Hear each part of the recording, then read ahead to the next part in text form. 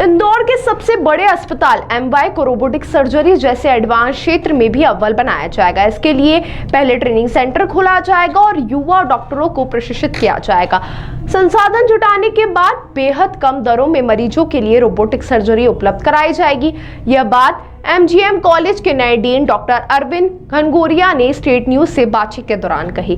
निस्वार्थ काम करते रहेंगे तो प्रोत्साहन जरूर मिलेगा। डीन के पद के लिए लंबे समय से विवाद चल रहा था। मैंने खुद कभी इसके लिए नहीं सोचा था। मेरा मानना है कि यदि आप निस्वार्थ भाव से अपना काम करते जाते हैं तो कहीं ना कहीं आपको प्रोत्साहन तो मिलता ही है। मैंने नीमच मेडिकल कॉलेज में सर्जरी शुरू करवाई। 100 बेच का एमबीबीएस स्टूडेंट्स का ग्रुप आया जिसे वहां पर सभी एजुकेशन सुविधाएं दी गई। वहीं यह सफल मॉडल रहा। इसके बाद एमजीएम मेडिकल कॉलेज के डीन के लिए मेरा नाम आगे बढ़ा। अभी मध्य प्रदेश शासन ये चाहता है, अभी सीएमई सर हमारे जो तरुण राठी साहब हैं वो इंदौर आए थे और जो कार्य परिषद की बैठक ली थी, उस बैठक में उन्होंने निर्देशित किया है कि हम पूरे मध्य प्रदेश में रोबोटिक सर्जरी की सुविधा देना चाहते हैं और इंदौर को उन्होंने कहा है कि एक मॉडल हम प्रोजेक्ट बनाएं जिसमें इंदौर लीड करे। इंदौर पहले शुरू करेगा, उसके बाद में दूसरे अन्य भी शुरू होंगे। तो साथ में भी जो बड़े कॉलेज हैं वो भी साथ में शुरू कर सकते हैं, लेकिन हमने प्रोजेक्ट बनाने को कहा है और पूरी व्यवस्थाएं शुरू करने को कहा है। हम तैयारी कर रहे हैं और कोशिश कर रहे हैं कि हम जल्दी ही शीघ्र से शीघ्र इंदौर में रोबोटिक सर्जरी की सुविधा लोगों को दें। सर कब तक खर्चा आएगा ये चीज़ें शुरू करने? रोबोटिक सर्जरी एक बड़ी मशीन है, ऐसी दक्ष मशीन है जिससे बड़ी 8 घंटे की 10 घंटे की सर्जरी बिना थकान के बिना तकलीफ के मशीन करती है और डॉक्टर साथ में बैठ के काम करते हैं। रोबोट में और सामान्य डॉक्टर में क्या फ़र्क है, जैसे मैं सर्जरी कर रहा हूँ 5-6 घंटे में मैं थक जाऊँगा, लेकिन मशीन अगर 10 घंटे भी काम करेगी नहीं थकेगी। और चलाने वाले डॉक्टर्स हैं वो बैठ के काम करेंगे। ऑपरेशन में मुझे खड़ा होकर सजग होकर काम करना पड़ेगा, टांगें थक जाएंगी, हाथ थक जाएंगे। तो जब हम बैठ के काम करते हैं तो हमारी दक्षता डबल हो जाती है। तो रोबोटिक मशीन इसलिए पूरी दुनिया में पॉपुलर हो गई है और बड़ी सर्जरी बड़े ऑपरेशन रोबोटिक से ही किए जाते हैं। इंडिया में सरकारी अस्पतालों में भी लग रही हैं, जो कि मध्य प्रदेश में नहीं है और शासन चाहता है कि मध्य प्रदेश में शुरू हो।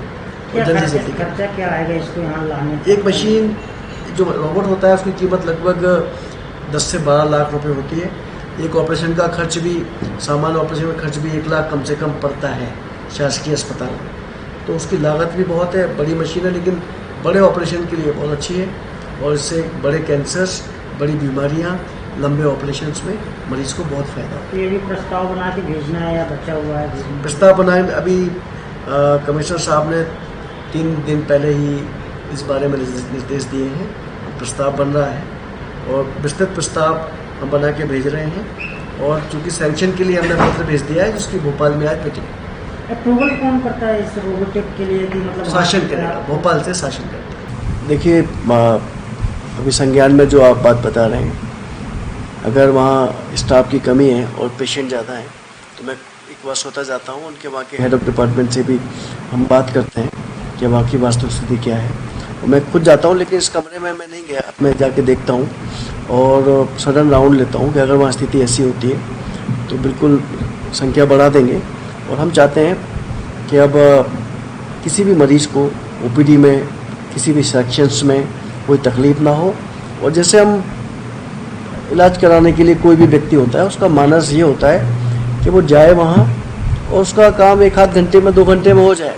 अगर मान लो कोई 6 घंटे लाइन में लगाया, 4 घंटे की वेटिंग हो गई या कोई काम 3 घंटे में हुआ है तो कोई अच्छा काम भी खराब हो जाता है। तो मैं चाहता हूँ कि जैसे पेशेंट अगर जाते हैं तो हम उनका इलाज ऐसे करें, जल्दी करें जिससे उनको फ़ायदा हो। अगर हमने दिन पर बैठा दिया उनको और इलाज कर दिया तो कोई मतलब नहीं होता उस काम का। तो कोशिश कर रहे हैं। आपने अच्छा किया, मुझे बता दिया। और मैं 12 नंबर कमरा जो ब्लड कलेक्शन सेंटर है उसको हम देख रहे हैं और अभी सभी जांचें हमारे यहाँ फ्री होती हैं और कोई भी किसी भी जांच का गुणवत्तापूर्ण भी हो रही है।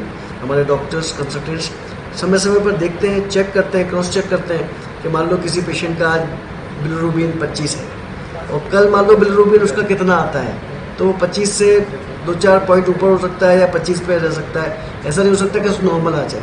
तो हम लोग भी देख रहे हैं, क्रॉस चेक कर रहे हैं और ऐसी व्यवस्था बना रहे हैं और ठीक करेंगे इसको। Thank you.